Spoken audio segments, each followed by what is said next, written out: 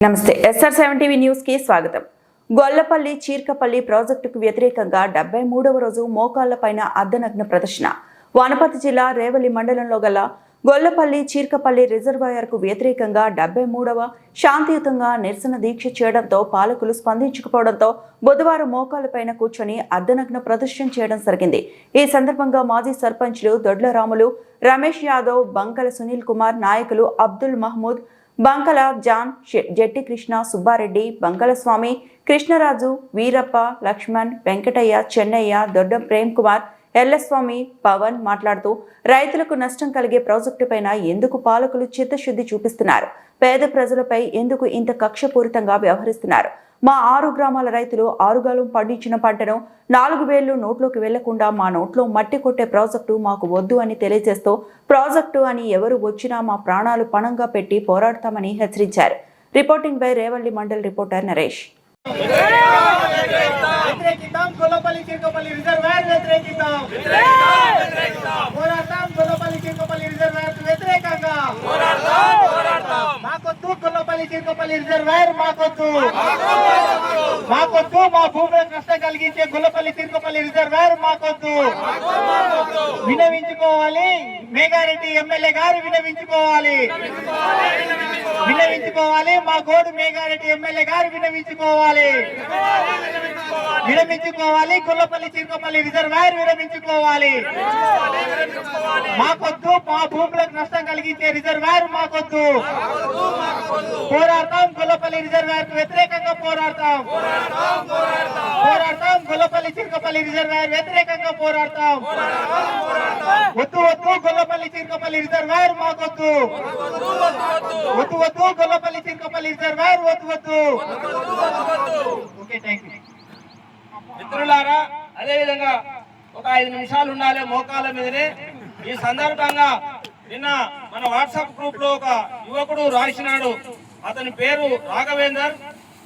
అతను రాసిన విషయాన్ని కొంతమంది చదువురాని వాళ్ళు, కొంతమంది చదవకపోయింటారు. అతడు చాలా క్లియర్ రాసినాడు. ఆ యువకునికి ఈ వేదిక నుంచి ఉద్యమ అభివందనాలు. తమ్ముడు ఏం రాశాడంటే, మిత్రులారా, నేటికి మన ధర్నా చౌక్లో మన అఖిలపక్ష నాయకులు చేపట్టిన ధర్నా 72 రోజులకు చేరుకొని ప్రయాణిస్తున్న సందర్భంగా మనకు చాలా ముప్పు తలపడి ఉన్నది. మన స్థానిక ఎమ్మెల్యే అయినటువంటి మేఘారెడ్డి గారు మనకు రిజర్వాయర్ ను మన 2 ఊర్ల మీదంగా వేయడానికి ఇరిగేషన్ డిపార్ట్మెంట్ నుంచి ఫైల్ రెడీ చేయించి ఫైనాన్స్ డిపార్ట్మెంట్ లో ఉంచడం జరిగింది.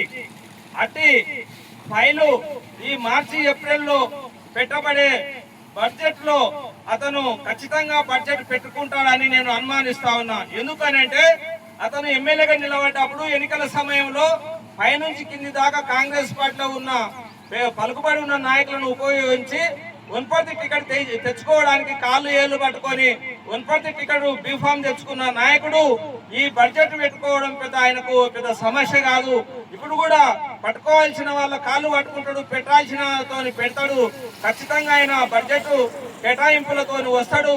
అంతలోపు మన అఖిలపక్ష నాయకులను కొంతమందిని ఏదైతే క్రిమినల్ కేసులు ఏవైతే ఉంటావో అక్రమ కేసులు ఇరికించి వాళ్ళను జైల్లో పెట్టి ఆయనకు ఉండాల్సిన పలుకుబడితో ఎవరో పొంగులోటే పట్టుకొని కడప కాంట్రాక్టర్లను తీసుకొని వచ్చి మనం 2 గ్రామాల్లో బుల్డోజర్లను, మిలిటరీని, పోలీసులను దింపి మన పైన ఆయన యొక్క బలాన్ని ఉపయోగించి మన ఊర్లను ఖచ్చితంగా ఆయన డ్యామ్ కట్టడానికి ఆయన చేయాల్సిన పని చేస్తాడు.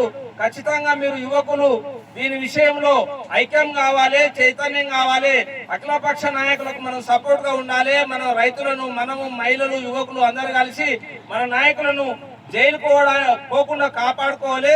ఎమ్మెల్యే గారు డ్యామ్ వేస్తే డ్యామ్ ను కూడా నిరాకరించడానికి, వ్యతిరేకించడానికి ఆయన పెట్టాల్సిన బుల్డోజర్లను ఆయన ఎవరినైతే నియమిస్తాడో ఆ మిలిటరీని, పోలీసులను మనం ఖచ్చితంగా ఎదురు నిలిచి వాళ్ళని ఎదుర్కొని ఖచ్చితంగా డ్యామ్ను ఆపుకోవాలనే దిశగా అతను ఒక వార్తను మన వాట్సాప్ గ్రూప్ లో రాయడం జరిగింది. అది ఎంత గొప్ప విషయం. ఎక్కడో హైదరాబాద్ లో ఒక ప్రైవేట్ కంపెనీలో పనిచేసుకుంటున్న ఒక యువకుడు అంత క్లియర్ గా రాస్తున్నాడంటే దొంగచాటుగా వాళ్ళతోని ఇంతవరకే ప్రజాభిప్రాయ సేకరణ పేరుతో 820 సంతకాలు ఉన్నాయని చెప్పడం జరిగింది.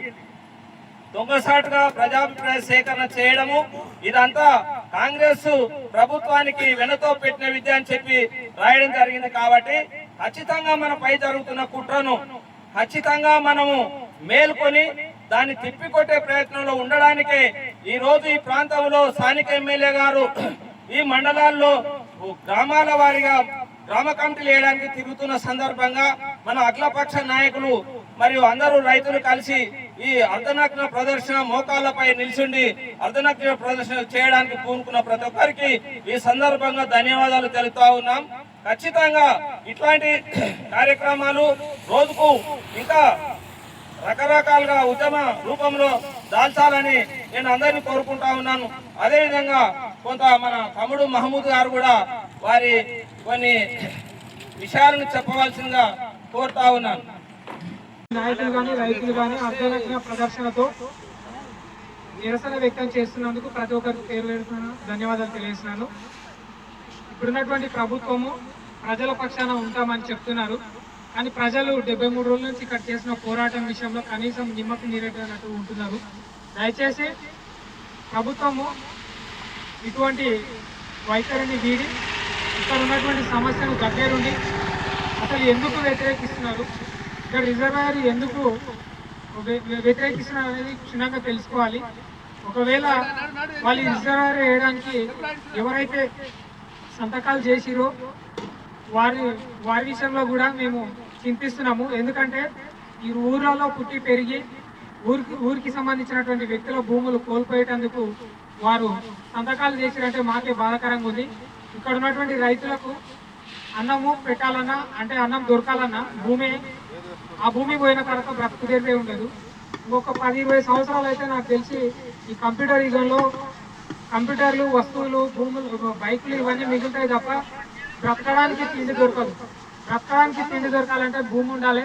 భూమి ఉన్నోడే రేపు 10-15 సంవత్సరాల తర్వాత బ్రతుకుతాడు. కాబట్టి భూమిని నమ్ముకొని ఉన్న వాళ్ళు ఈ రోజు బ్రతుకుతారు అనుకుంటున్నాం, కానీ భూమి లేని వాళ్ళు కూడా భూమి మీదనే ఆధారపడి ఇప్పుడు తింటున్న ఆహారము దొరుకుతున్నదే రైతులు పండిస్తున్న భూమి వల్ల అని కనీసం గుర్తించని పరిస్థితిలో ఉంటున్నారు. కాబట్టి ప్రతి ఒక్కరు రైతుల బాధను అర్థం చేసుకొని సమాజానికి అన్నం పెడుతున్నటువంటి రైతుకు నష్టం వాటిల్లేటువంటి ఈ రిజర్వాయర్ను మా గ్రామానికి దగ్గరలో వేయడం వల్ల మా గ్రామం నష్టపోతుంది. వలసలు పోయినటువంటి వాళ్ళలాగా మా గ్రామం అంతా ఖాళీ చేయాల్సి వస్తుంది. కాబట్టి మా భూములకు మా గ్రామాలకు నష్టం వాటిల్లుతున్నటువంటి రిజర్వాయర్ను నిర్మించకుండా దాన్ని విరమించుకోవాలని కోరుతున్నాము. జై తెలంగాణ!